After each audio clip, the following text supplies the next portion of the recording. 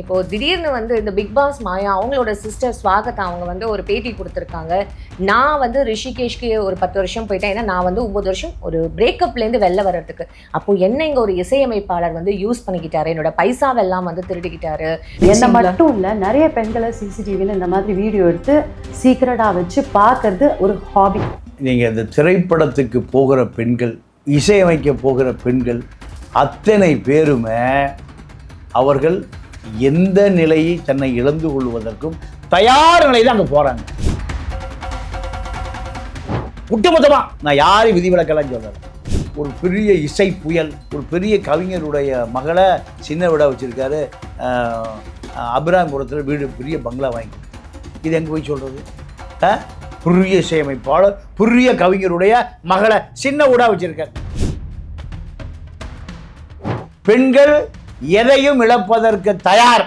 இந்த பெண்ணை அவன் திரும்பி பார்த்த உடனேயுமே காலில் இருக்கிறது கையில் வந்துருக்கணுமா இல்லையா? அவள் தான் பெண்.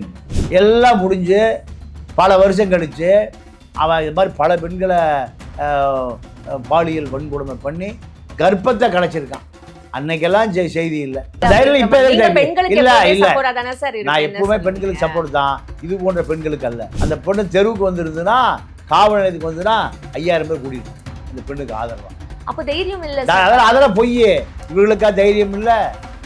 இவர்களை பற்றி நான் சொன்னால் நல்லா இருக்கு. வாய்ப்பு கேட்டு வருகிற 2 பெண்களுக்கும் விமான டிக்கெட் போட சொல்கிறேன். 2 பெண்களையும் பம்பாய் கூட்டிகிட்டு வர்றாரு. பம்பாய் கூட்டிகிட்டு வந்து அவருடைய அறையிலே தங்க வைத்துக் கொள்கிறார். டி ராஜேந்தர் சொன்னது போல தான், கருப்பாக இருந்தால் நீ நடிகையாக, கற்போடு நீ நடிகையாக முடியாது. டி ராஜேந்தர் சொன்ன வசனம் தான். சத்யராஜ் அவங்களோட பொண்ணு ஒரு விஷயம் பேசியிருக்காங்க சார். அதாவது என்ன, கல்யாணம் பண்ணி தான் நம்ம வந்து அந்த குழந்தை பெற்றுக்கணுமா அப்படின்ற ஒரு கான்செப்ட் தான் இங்கே தானே இருக்குது அப்படின்ற மாதிரி. அதுக்கு சத்யராஜ் அவர்கள் என் பொண்ணு பேசுனது தப்பில்லையே, நான் ஆதரவு தெரிவிக்கிறேன் அப்படின்னு சொல்கிறாங்க. I don't believe in this corporate wedding. We can just live in each other's house, be together, have children. We don't have to be married. இது வந்து பெரியார் அவர்களோட ஒரு கொள்கையை ஃபாலோ பண்ணுறது அப்படின்னு சொல்லிட்டு இப்போ மக்கள் எல்லாருமே இது ஒரு விமர்சனமாக வந்து பார்க்கப்படுது. இல்லை, பெரியார் விபச்சாரம் பண்ண சொல்லலையே. இந்த குழந்தை தகப்ப யாரியா, இன்சியல் யாரு, எனக்கு என்னங்க தெரியும்? இதா சமூகம்?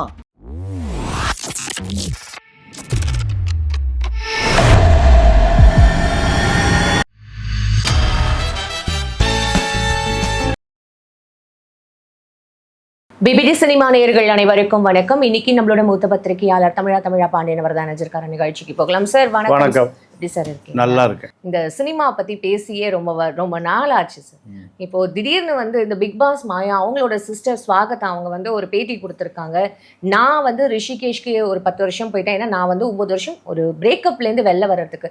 அப்போ என்ன இங்கே ஒரு இசையமைப்பாளர் வந்து யூஸ் பண்ணிக்கிட்டாரு, என்னோட பைசாவெல்லாம் வந்து திருடிக்கிட்டாரு, என்னை வந்து மிஸ்யூஸ் பண்ணிக்கிட்டாரு, அங்கே சிசிடிவி கேமரா ரெக்கார்டிங் ரூம்லேயே வச்சு என்னை வந்து இது பண்ணிக்கிட்டாரு, பாலியல் வன்கொடுமை பண்ணாரு. என்ன மட்டும் இல்லை, என்ன மாதிரி நிறைய பேர் என்ன மாதிரி பண்ணியிருக்காரு. அதை நான் இப்போ தான் ஓப்பனாக வந்து பேசுகிறேன், ஏன்னா எனக்கு சொல்கிறதுக்கு தைரியம் இல்லை அப்படின்ற மாதிரியே சொல்லியிருக்காங்க சார். அதுதான் சார் இப்போ நெக்ஸ்ட்டு வந்து வைரலாக போயிட்டுருக்கு. அது யார் அப்படின்ற மாதிரியான ஒரு கேள்வி வேறு இங்கே தொடர்ந்து எழுப்பப்பட்டுருக்கு சார். அம்மா, நீங்கள் இந்த திரைப்படத்துக்கு போகிற பெண்கள், இசையமைக்க போகிற பெண்கள் அத்தனை பேருமே அவர்கள் எந்த நிலையை தன்னை இழந்து கொள்வதற்கும் தயார் நிலை தான் அங்கே போகிறாங்க. ஒட்டுமொத்தமாக நான் யாரையும் விதிவிலக்கெல்லாம் சொல்லலை. யாரையும் விதிவிலக்காக சொல்லலை. இன்றைக்கி ஒரு பெரிய இசை புயல், ஒரு பெரிய கவிஞருடைய மகளை சின்ன விட வச்சுருக்காரு. அபிராம்புரத்தில் வீடு பெரிய பங்களா வாங்கி கொடுத்து, இது எங்கே போய் சொல்கிறது? பெரிய இசையமைப்பாளர், பெரிய கவிஞருடைய மகளை சின்ன விட வச்சுருக்கார். இந்த துறை என்பது எது? சினிமா துறை, இசைத்துறை என்பது பெண்கள் எதையும் இழப்பதற்கு தயார். இதுதான் அந்த இசைக்கோ திரைப்படத்துறைக்கோ அவங்களுக்கு இருக்கிற தகுதி, அவர்களுக்கு இருக்கிற தகுதி. இந்த பெண்ணை அவன் திரும்பி பார்த்த உடனேயுமே காலில் இருக்கிறது கையில் வந்துருக்கணுமா இல்லையா? அவள் தான் பெண். காலில் இருக்கிறது கைக்கு வந்திருக்கணும். எப்போ எல்லாம் முடிஞ்சு பல வருஷம் கழித்து அவன் இது மாதிரி பல பெண்களை பாலியல் வன்கொடுமை பண்ணி கர்ப்பத்தை கலைச்சிருக்கான். அன்னைக்கெல்லாம் செய்தி இல்லை. இந்த அம்மாவுக்கு ஃபீல்டை விட்டு வெளியே போயிடுச்சு. வெளியே போன பிறகு இதை சொல்லுது. வைரமுத்தன் மேலே சின்மையை சொல்லிச்சுல்ல, இதே கதை தான். இந்த பெண்களை பொறுத்தவரை இவர்கள் எல்லாமே இந்த துறைக்கு வருகிற பொழுதே இழப்பதற்கு ஒன்றுமில்லை, இதுதான் கதை. அதனால் இது ஒரு செய்தியாக பேசுவதே நமக்கு அவமானம், இந்த நாட்டுக்கு அவமானம். இல்ல 10 வருஷம் கழிச்சு இந்த விஷயத்த வந்து இப்ப எதுக்கு பேசுறாங்க அப்படின்றது தான் உங்களோட ஆமா ஒரு சார் சொல்றதுக்கு தைரியம் இப்ப இல்ல. பெண்களுக்கு இல்ல இல்ல சப்போர்ட்டா தானே சார் இருக்கு. நான் எப்பவுமே பெண்களுக்கு சப்போர்ட் தான், இது போன்ற பெண்களுக்கு அல்ல. அந்த பெண்ணு தெருவுக்கு வந்துருந்துன்னா, காவல் நிலையத்துக்கு வந்துன்னா 5000 பேர் கூடியிருப்பான் அந்த பெண்ணுக்கு ஆதரவா. அப்ப தைரியம் இல்ல. அதெல்லாம் பொய். இவர்களுக்கா தைரியம் இல்லை? இவர்களை பற்றி நான் சொன்னால் நல்லா இருக்காது. அவ்வளவும் பொய். நான் ஒரு 25 ஆண்டுகளுக்கு முன்பு ஒரு இசையமைப்பாளரை பம்பாயில் ஒரு நிகழ்ச்சிக்காக அங்கே வந்து நிகழ்ச்சி நடத்துவதற்காக அழைத்து கொண்டு போகக்கூடிய ஒரு வாய்ப்பு எனக்கு வந்தது 20 வருஷத்துக்கு முந்தி. அப்போ அந்த இசையமைப்பாளர் வாய்ப்பு கேட்டு வருகிற 2 பெண்களுக்கும் விமான டிக்கெட் போட சொல்கிறார். விமான டிக்கெட்டு போட சொல்ல. ஆமாம், வாய்ப்பு தேடி வந்த பெண்களுக்கு 2 பெண்களையும் பம்பாய் கூட்டிகிட்டு வர்றார். பம்பாய் கூட்டிகிட்டு வந்து அவருடைய அறையிலே தங்க வைத்துக் கொள்ளுகிறார். மேடை நிகழ்ச்சி பம்பாயில் நடக்கிற போது அந்த பெண்களுக்கு பாட வாய்ப்பு கொடுக்குறார். வாய்ப்பு கொடுத்து எங்கே அந்த 2 பேர் பம்பாயில் நடந்த அந்த பள்ளிக்கூட நிகழ்ச்சியில் மேடையில் பாடுறாங்க. அதோட மறுபடியும் அவங்க ரூமுக்கு போயிடுறாங்க. இன்றைக்கி வரைக்கும் அந்த பொண்ணு எங்காவது இசை நிகழ்ச்சியில் வருமானா வரல. அப்போது இவருடைய அந்தப்புற தேவைகளுக்காக அந்த 2 பெண்களையும் பயன்படுத்தி கொண்டார். நான் நேராக பார்த்து அந்த பொண்ணு கோர்ட்டுக்கு வரல, போலீஸுக்கு வரல, ஜெயிலுக்கு வரல, எங்கே வரல. அப்போது அனைவருடைய சம்மதத்தோடு தான் இது நடக்குது. அப்படி எதிர்த்தவர்களா அந்த ஃபீல்டில் இருக்க முடியாது. எதிர்ப்பவர்கள் டி ராஜேந்தர் சொன்னது போல தான், கருப்பாக இருந்தால் நீ நடிகையாயிடலாம், கற்போடு நீ நடிகையாக முடியாது. டி ராஜேந்தர் சொன்ன வசனம் தான். இதுதான் சினிமா. எனக்கு தெரிந்து ஒரு உச்ச நடிகர்மா, ஒரு பெரிய நடிகர் சக நடிகர், நான் சொல்கிறது ஒரு 30 ஆண்டு கால கதை. 30 ஆண்டு கால கதை. அவர் யாருன்னு சொன்னால் மக்கள் காரி துப்பிடுவான். அப்போ அவருடைய மனைவி, அந்த வில்லன் நடிகருடைய மனைவி ஒரு ஹவுஸ் ஒய்ஃப், வீட்டுக்கு அவங்க சினிமாவுக்கு அவர் சம்மந்தம் இல்லை. ஏதோ ஒரு பொது நிகழ்ச்சியில் இந்த உச்ச நடிகர் அந்த அம்மா பார்க்குறாரு. அப்போ அவர் சொல்கிறாரு, அனுப்பிச்சி வைப்பா, ஹோட்டலுக்கு அனுப்பிச்சி வைக்கிறார். என் மனைவி சினிமா நடிகை இல்லை, அவள் ஹவுஸ் ஒய்ஃப். அனுப்பியா? அவர் அனுப்பலை, அவருக்கு வாய்ப்பு இல்லை. முழு நேரம் குடிகாரனாக மாறிடுறார். குடிகாரனாக மாறிய பிறகு கணவனுக்கு மனைவிக்கு என்ன சண்டைனா, நீ அந்த உச்ச நடிகரை போய் அட்ஜஸ்ட்மெண்ட் ஏன் பண்ணலை, இதுதான் அவர் கேட்குறாரு.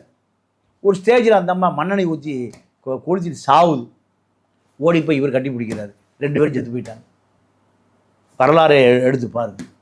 இந்த உச்ச நடிகர் அவ்வளவு அயோக்கியம். அரசியல் கட்சியில் இருந்தார் அவர். இப்படியா பல தோண்ட என்ன வரும்? சாக்கடை தான் வரும், முட்டை நாற்றம் தான் வரும். அதனால் இது போன்ற செய்திகள் எல்லாம் அரசியல் ரீதியாக நான் பார்க்குறேன். சார் கடைசியாக ஒரு கேள்வி சார். சத்யராஜ் அவரோட பொண்ணு ஒரு விஷயம் பேசியிருக்காங்க சார். அதாவது என்ன, கல்யாணம் பண்ணி தான் நம்ம வந்து அந்த குழந்தை பெற்றுக்கணுமா அப்படின்ற ஒரு கான்செப்ட் தான் இங்கே தானே இருக்குது அப்படின்ற மாதிரி. அதுக்கு சத்யராஜ் அவர்கள் என் பொண்ணு பேசுனதுக்கு தப்பில்லையே, நான் ஆதரவு தெரிவிக்கிறேன் அப்படின்னு சொல்கிறாங்க. இது வந்து பெரியார் அவர்களோட ஒரு கொள்கையை ஃபாலோ பண்ணுறது அப்படின்னு சொல்லிட்டு இப்போ மக்கள் எல்லாருமே இது ஒரு விமர்சனமாக வந்து பார்க்கப்படுது. இல்லை, பெரியார் விபச்சாரம் பண்ண சொல்லலையே. பெரியார் விபச்சாரமாக பண்ண சொன்னார்?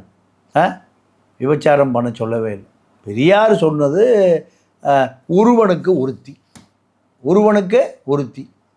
அந்த ஒருத்தியோடு வாழ்ந்து ஒருத்தியோடு மரணிப்பது தான் பெரியாருடைய கொள்கை. தாலியே கட்டாமல் பல ஆண்களோடு தொடர்பு கொண்டு பல ஆண்களுக்கு, அப்பனுக்கு இந்த குழந்தைக்கு பேரே யாருன்னே தெரியாமல் வளர்வதில் ஒரு சமூகம். அந்த குழந்தை தாழ்ப்ப யாரையா, இனிஷியல் யார், எனக்கு என்னங்க தெரியும்?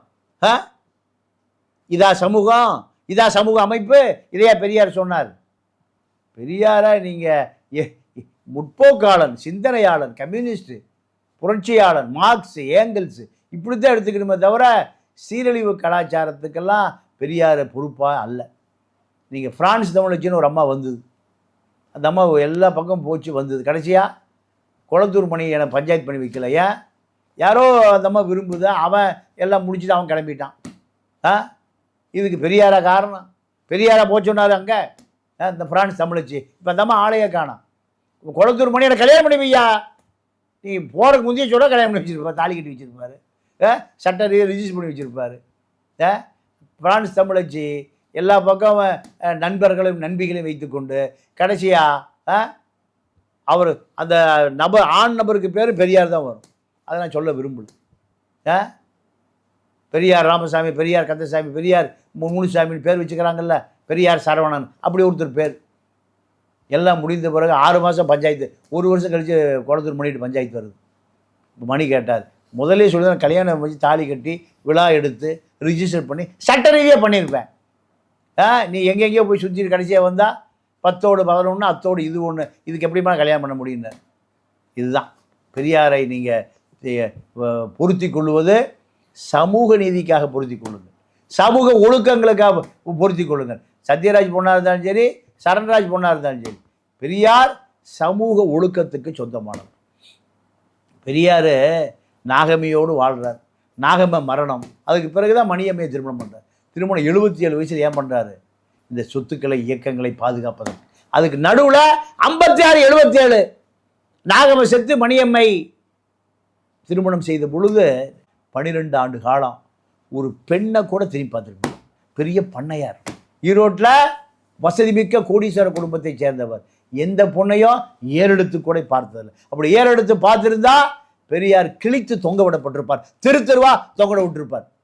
இந்த சைமன் குருமூர்த்திக்கு பிறந்த பையன் விஜயலட்சுமி போன்ற பல விஜயலட்சுமிகளை பாலியல் வழக்கில் பெங்களூரில் கொண்டு போய் குழந்தை பெக்கறதுக்கு கொண்டு போய் அங்கே வச்சு பணம் கொடுத்து செட்டில் பண்ணுற வேலை தான் இந்த சைமனுக்கு. பெரியாரை பற்றி பேசுவதற்கு அவனுக்கும் தகுதி இல்லை, அவனுடைய அப்பனுக்கும் தகுதி இல்லை, அவங்க ஆத்தாளுக்கும் தகுதி இல்லை.